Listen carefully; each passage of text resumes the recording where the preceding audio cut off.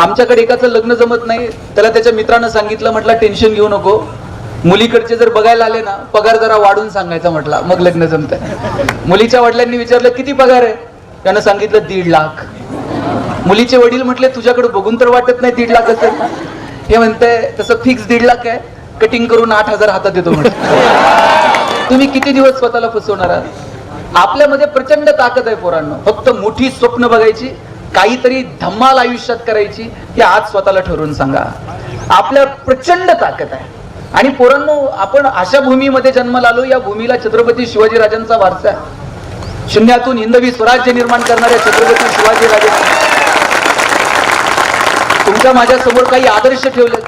मला वाटतं ते आदर्श आपल्या समोर असले पाहिजेत. मला माहित नाही गॅदरिंग फेब्रुवारी मध्येच का असतं. मी गेले कित्येक वर्ष बघतोय सगळे कॉलेजचे गॅदरिंग फेब्रुवारी का असते फेब्रुवारी मध्ये, मला ठाऊक नाही. पोरं तर इतक्या आतुरतेनं म्हणजे एरवी हिरवं दिसणारही फेब्रुवारी मध्ये अचानक गुलाबी दिसायला लागते. आज कोणता डे?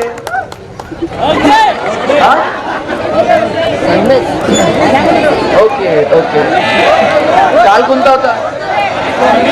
काल कोणता होता? त्याच्या आधी? Okay okay okay.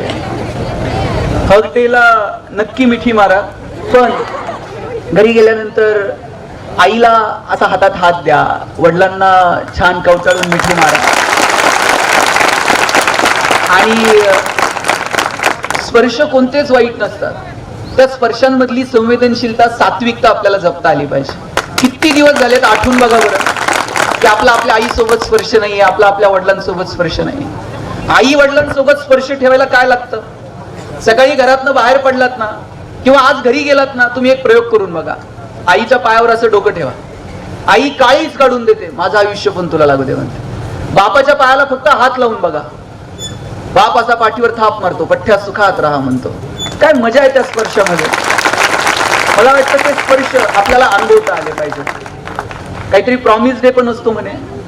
आज स्वतःला प्रॉमिस करून टाका की आम्ही आमच्या मस्तीत, आम्ही आमच्या धुंदीत असे जगू की आयुष्याच्या शेवटच्या वळणावरती असताना आम्हाला कौतुक वाटलं पाहिजे.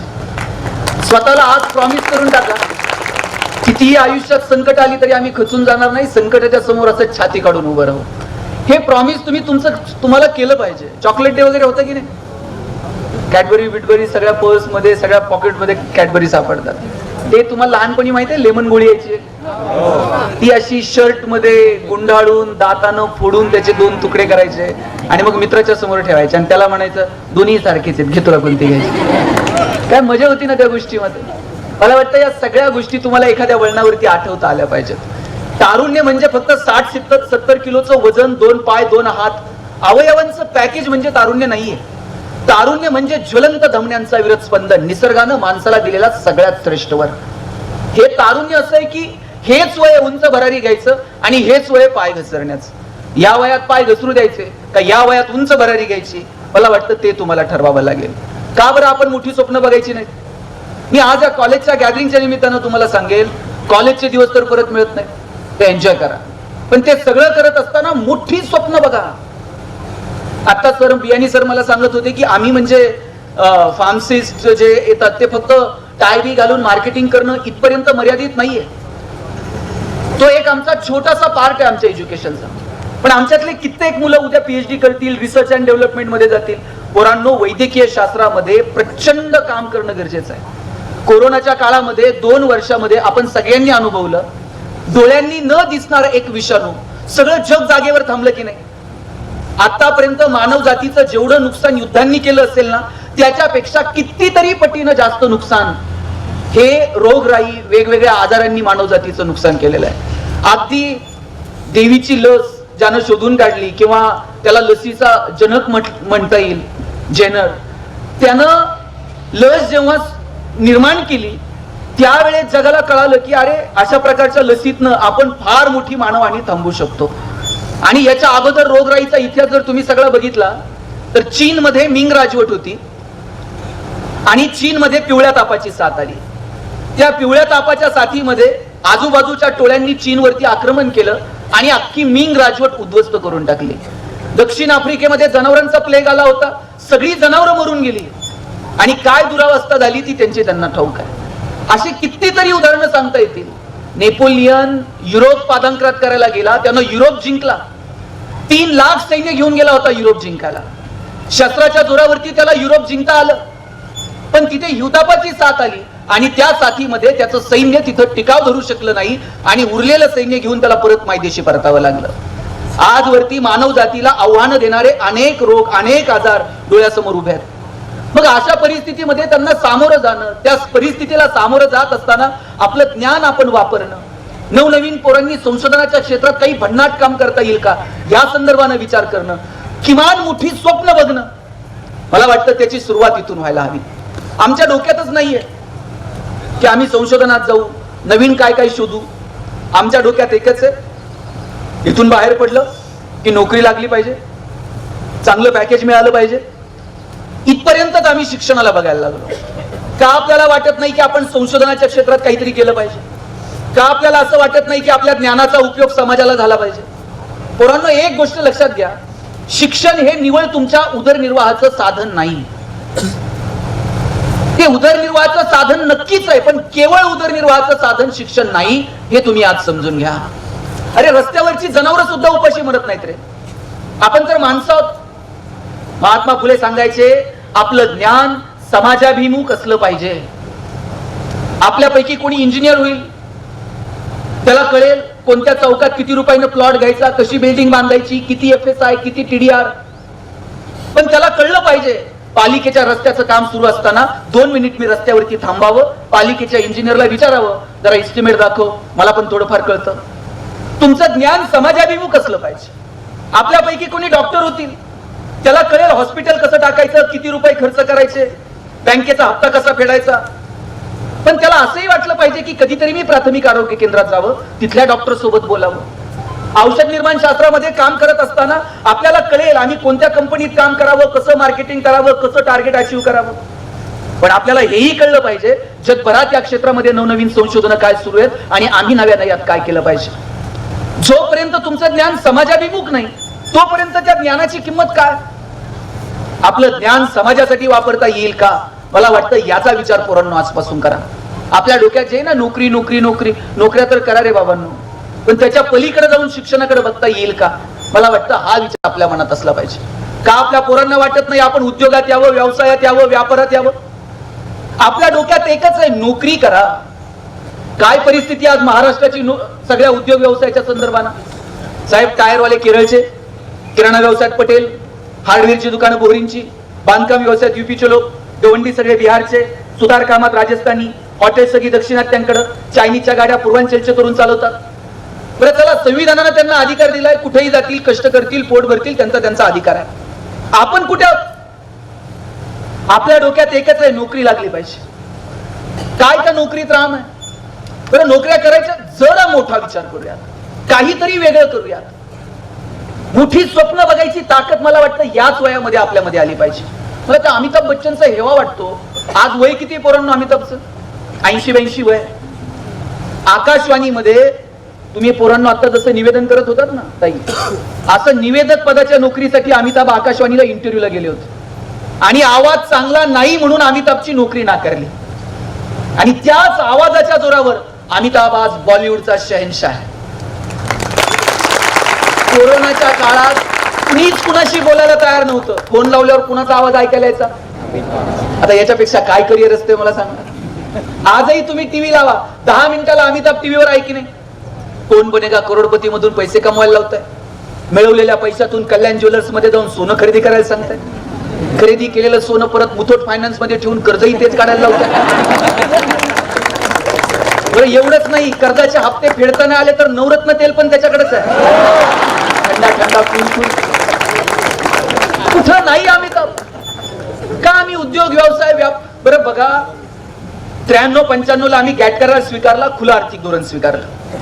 तुमच्या माझ्या व्यापाराला, तुमच्या माझ्या व्यवसायाला राज्याच्या, देशाच्या, जगाच्या भिंती उरलेल्या नाहीत. चायनाला कळालं भारतात आणून काय विकायचं, जपानला कळतंय भारत मोठी बाजारपेठ आहे, अमेरिकेला कळतंय की भारत एक मोठी बाजारपेठ आहे. मग आमच्याच पोरांना का कळत नाही की भारत ही मोठी बाजारपेठ आहे आणि तिचा आपण वापर केला पाहिजे. आपलं खणखणीत नाणं, आपल्याला बाजारात वाजून विकता आलं पाहिजे आणि त्याच्यासाठी अपेक्षित असणारे स्किल आपण या वयामध्ये आत्मसात केले पाहिजेत. का आपल्याला कळत नाही आपण उद्योग व्यवसाय व्यापाराचा विचार करा. 84-85 पर्यंत दुबईमध्ये काय होतं मला सांगा. तेलाचे पैसे होते फक्त, पण proper utilization of the resources. आज जगातला सगळ्यात बिझीएस्ट एअरपोर्ट दुबई, जगातला सगळ्यात प्रॉफिएस्ट मॉल दुबई, आता बिझनेस एक्सपो झाला दुबई. या लोकांना कळालं की जगातल्या लोकांना काय लागतंय ते त्यांनी तिथं निर्माण केलं कृत्रिमरित्या. आपल्याकडे तर भरभरून निसर्ग, का आम्हाला पर्यटनाच्या क्षेत्रात काही करता आलं नाही? का आम्हाला वैद्यकीय पर्यटन असा एखादा कन्सेप्ट घेऊन पुढे येता आलं नाही? का जगभरातल्या लोकांना आम्ही आमच्याकडे आकर्षित करू शकलो नाही? आमच्याकडे होमिओपॅथी असेल, ॲलोपॅथी असेल, आयुर्वेद असेल, सगळ्यांना एकत्र येऊन का नवीन काही कन्सेप्ट जगाला भुरळ पाडतील असे निर्माण करता येऊ नयेत? परवा मी जेजुरीला गेलो होतो पोरांनो. जेजुरीला गेलता का कधी? आता नाही गेला तर लग्न झाल्यावर जावंच लागतंय. परत ते 5 पायऱ्या उचलून न्यावं लागतंय बरं.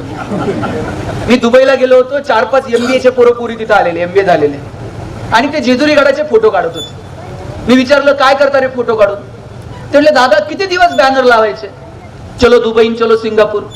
म्हटलं मग? म्हटलं आम्ही दुबईत बॅनर लावणार आहे, चलो जेजुरी. दुबईतली लोक म्हणलं आम्ही जेजुरीत घेऊन येणार, खालून वर गडावर पाय पाय घेऊन जाणार, आणि एकदा का ते घामाघूम झाले मग त्यांना लेक्चर देणार किती कॅलरीज बंद झाल्या. आणि रात्री म्हणले 2-2 हजार रुपये तिकीट काढून त्यांना जागरण गोंधळ ऐकायला लावतो का नाही बघा. म्हटलं मला हेवा वाटतो या पोरांचा की ज्यांना असं काही वेगळं करावं असं वाटतं. तुम्ही बघा परदेशातून आलेल्या कोल्ड्रिंक कंपन्या कुछ तो तुफानी करते, तुफान केलो, कोट्यावधी अब्जावधी रुपयांची उलाढाल केली. आम्हाला आमची सोलकडी, आम्हाला आमचं लिंबू सरबत जगभरात का नेऊन पोहोचवता आलं नाही? आमच्याकडे अनेक गोष्टी आहेत पण आम्ही मार्केटिंगला कमी पडतो. रोज मार्केटिंगचे ट्रेंड बदलतात. जगात आपल्याला काय नेऊन पोहोचवायचं ते आपल्याला आता ठरवावं लागेल. मी लहान होतो आणि टीव्हीला पिक्चर असायचा रविवारी, मराठी पिक्चर धूमधडाका, थरथराट, माहितीये ना? आणि टीव्हीला एक जाहिरात लागायची लाईफ बॉयची. जाहिरात होती लाईफ बॉय हे जहा. हा, हे आमच्या पिढीला माहिती आहे, तुम्हाला आठवत नाही. तंदुरुस्ती हे वहा. आणि लाईफ बॉयच्या जाहिरातीमध्ये फुटबॉल खेळणारी पोरं त्या जाहिरातीमध्ये दाखवलेली होती. भारतामध्ये क्रिकेटची क्रेज आहे. मला प्रश्न पडायचा की लाईफ बॉयने असली फुटबॉल खेळणारी पोरं का दाखवली असती? पण लाईफ बॉयची एवढी मोनोपोली होती, बाजारात जाऊन लोक साबण द्या नव्हती म्हणत, दुकानात जाऊन म्हणायची लाईफ बॉय द्या. इतका ट्रेंड होता लाईफ बॉयचा. आणि त्या कॉम्पिटिशन मध्ये बदलता आलं नाही. त्यावेळेला लक्स मार्केटमध्ये आला, राजा हिंदुस्थानी पिक्चर आलेला, करिश्मा कपूर फॉर्म मध्ये होती. लक्सनं करिश्माला ब्रँड अँबॅसिडर केलं. फुटबॉल खेळणाऱ्या पोरांकडे कोण बघतोय करिश्मा असता? लक्सनं असं काय मार्केट कॅप्चर केलं. मग लाईफ बॉयला कळालं आता हे फुटबॉल दाखवून जमणार नाही, आपण बदलावं लागेल. आणि मग त्यांनी लाईफ बॉय गोल्ड नावाचा साबण बाजारात आणला. आणि जाहिरात काय होती? ते कॉलेजचा मुलगा आणि मुलगी पिक्चर गाडीवर चालले, ती पोरगी रागात उतरते आणि निघून जाते. ते विचारतं काय झालं? ती म्हणते पसीने के बदबू से परेशान. ती घरी जाते, पोरग ते लाईफ बॉय गोल्ड आंघोळ करून येत आहे. आणि मग परत एकदा लाईफ बॉय गोल्ड मार्केटमध्ये आला. काळ आणि वेळेनुसार तुम्ही बदललं पाहिजे. आणि मला त्या मोतीचा तर एवढा हेवा वाटतो, ते वर्षभर पुढे असतंय कुणाच ठाऊक. दिवाळीलाच येते.